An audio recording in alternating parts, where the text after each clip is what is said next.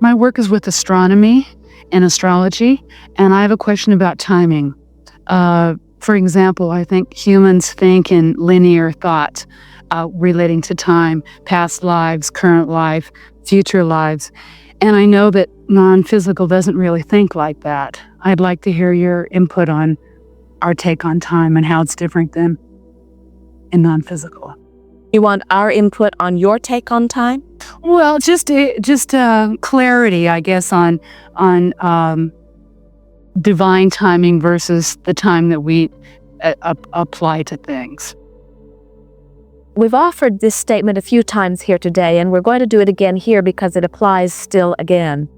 That timing, meaning the bursting forth of manifestation of something, is always about the relationship between desire and allowing. In other words, that's what timing always is.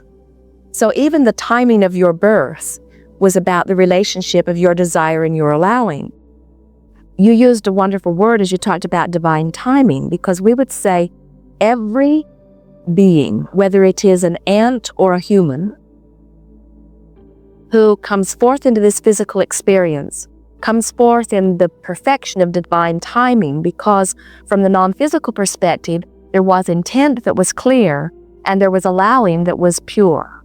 So every, without exception, being that came forth, even though after you get here you sometimes question the timing or the placement of your birth, I should not have been born to these people or to this place or to this community, it is always in perfect vibrational harmony with what you intended as you made the decision to come forth. And so the timing of the non-physical is not different from the timing of the physical, because everything is about the relationship between your desire and your belief. Everything is. Some people talk about, you talk about past lives or future lives, and there's been a philosophy I've heard that all time is happening simultaneously. Yeah. It just depends on your focus. And my linear mind thinks linearly, and the thought of everything happening simultaneously is a little... Well, we wouldn't try too hard. We hear people talk about that, and from our broader non-physical perspective, we know the perfection of those statements. But we think that it is a difficult thing for you to do here in this environment where you have clocks and calendars. And we would not try to do it. Now let's talk just a little bit. You've offered some very important words here. We want to amplify many of them. You heard us say earlier that what creation is about the managing of thought or the honing of consciousness. It is the molding of thoughts into place. Anything that you are living is about a focus. So everything that you are living here in this physical environment is about a focus. What you are perceiving here in your physical environment is about vibrational interpretation or focus. The thing that makes this difficult to understand is that there are so many of you that are similarly focused. In other words, when we talk about consciousness being focused and about this time-space reality being physical beings at unconscious levels interpreting vibration. In other words, what you see with your eyes is an interpretation of vibration. What you hear with your ears is an interpretation of vibration.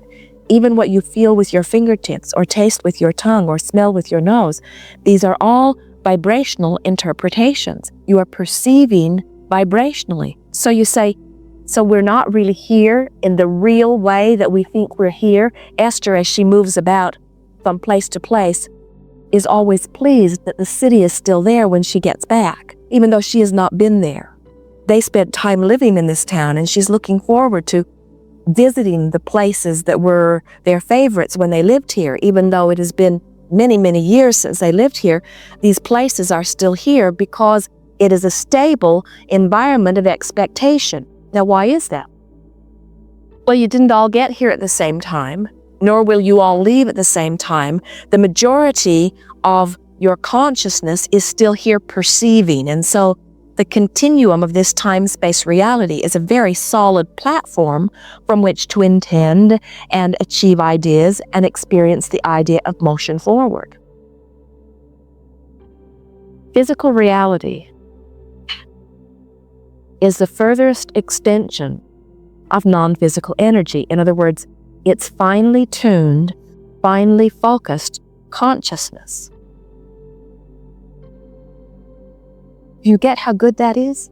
In other words, this is a specific viewing of consciousness. This is a specific, it's like broad spectrum of light and laser beam. It's like focusing your camera blurry and focusing your camera sharp. This is a sharp focus of consciousness. Everything that is here in this sharp consciousness is here because of everything that has come before. Now, here we are talking about before and after, past, present, future, but it's because everything is happening in the now. And no matter where anyone is focusing from, they are doing it in the now. But there is an expansion of experience. And we think that expansion of experience is what is being translated into the idea of past, present, and future. There's no getting around it. There are more thoughts now than there were before. Past had fewer thoughts than present, and present has fewer thoughts than future. And you can argue, well, it's all happening in the big soup called now, but there is a definite expansion of thought, an expansion of the universe, so we wouldn't try too hard to try to hold ourselves to an idea that it's all happening in the now. That's like saying everything is now has always been, and that is not true. And that's like saying everything that will ever be is right now, and that is not true.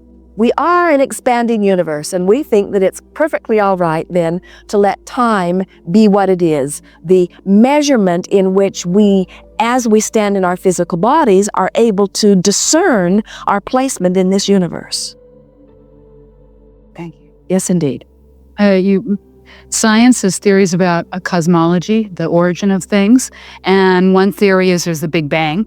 And there's a lot of controversy. They feel there is a Big Bang, and there are a whole lot of little bangs. I was wondering, Big Bangs happen, if we're eternal beings, it's not just one Big Bang. There's Big Bangs that happen all the time. It's a multitude of little bangs that add up to a Big Bang. Right. Some scientists feel there's a Big Bang, and our looking at energy says that it's expanding. But some scientists say it's going to expand a Big Bang, and then there's a big crunch, and then you never need a Big Bang.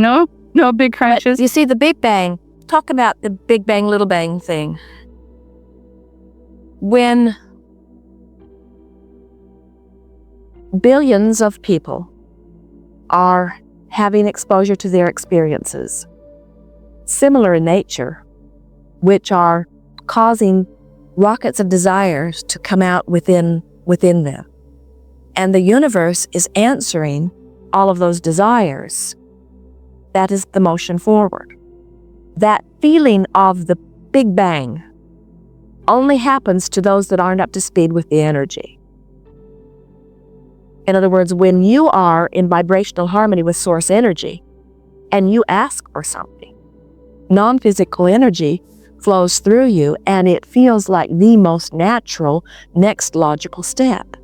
But when you have something that you really, really, really, really, really want that you don't believe, and you just goose up your wanting, goose up your wanting, goose up your wanting, goose up your wanting, but don't believe, and you get on that place where you just want it so much, and you believe it a little less. In other words, your desire about it, your belief about it not happening is only a little bit less than your desire for it happening. So the universe yields it to you in the measurement that you are allowing it to happen. That is uncomfortable measurement. And as the world looks as a whole upon a mass consciousness that is summoning lots of energy, and the universal forces that are answering that energy, and the individual viewer that is watching is up to speed with the motion forward, then they don't feel any discomfort in the expansion. But if you're watching from a platform of not being up to speed with it, then it feels bigger and bigger. Technically, you've heard us talk about 17 seconds, that when you hold a thought for as little as 17 seconds, another thought that is like it joins it. That is one of those bangs. The coalescing of those thoughts, there's an expulsion of energy that takes everything that's involved in that to a different level of vibrating. Now imagine a whole lot of people having that experience simultaneously. That's what that is. Some call it paradigm shifts. Some call it creation of new universes, but doesn't matter what you're talking about, it is always the same process. Eternity, what's before eternity? I mean, if eternity is eternity, how did it start? Or do you know what I mean? I mean, if we're eternal and the universe is infinite, is there the edge of infinity? Or I have a hard time grasping infinity. Or is that like time and not worry about it? Right? Yeah, that's the easy answer for sure. Don't worry about that. Okay. The easiest way to understand this, now we talked about the little bangs and the big bangs, which is a sort of almost platform from this. It's wonderful how your questions all dovetail together. Been inspired to some questions that lead to the answer for the next question. As you were talking about, is there an edge to eternity? Is there some point that we're going to fall off of it and we say, no, in fact, the ending of it is so close to the beginning of it? Whenever you're trying to understand anything that is as huge as all of the universe or as huge as all eternity, all you have to do is bring it back to something simple that you do understand and ask the questions and apply them, and then you can understand the whole, because everything that's true of the whole is true of the individual. And so let's talk about the baby who is born and has scanty experience here in this environment, who little by little achieves exposure to data that causes conclusions of desire, that causes a summoning of life force through. And then let's say that this baby grows to an adult that either has picked up things of resistance along his way or just has exposed himself to enough of his environment that he can't find new things to think about. And so he withdraws his attention from this physical experience and reemerges into the broader non-physical. So you would say, in essence, he has begun and he has ended. It seems that he has fallen off the end of something, but he didn't fall off the end of anything. Instead, he reemerged to the fuller aspect of who he was that existed before that beginning and certainly exists after that ending, sort of getting the sense of, well, the answer to all my questions are the same thing. It really, I mean, you only have one answer. So Maisie, we talk on and on so much. Okay. All right. I think And so what it comes down to is, in my powerful now, I am a consciousness that has choices in that which I'm exposed to. And I can be as much of me as I want to be here in my powerful now, or I can pinch a good deal of it off. In other words, it's my choice. And what we've noticed is those like you who are asking these questions and then come to this place of knowing your connection to the whole, then you become that eternal being, because as you stand here connected to source energy, all of the wisdom that you picked up along all of those physical trails is available to you in this pointed now. And as you take all of that knowing and all of that eagerness and focus it specifically into the details of what you're living now, the ecstasy of the moment is just unspeakable, you see. And so then you say, well, where was my beginning? And we say, who knows? who cares? Who knows whether it's my aunt that's pouring through me, or who knows what this joyous source is? What difference does it make whether we call it Jesus or Buddha or Aunt Betty, or who cares what it is? It is an eternal energy that has been called lots of different things. The only thing that matters is, what am I doing with it now? How am I focusing it now? Yes. Thank you so much. Indeed. Indeed.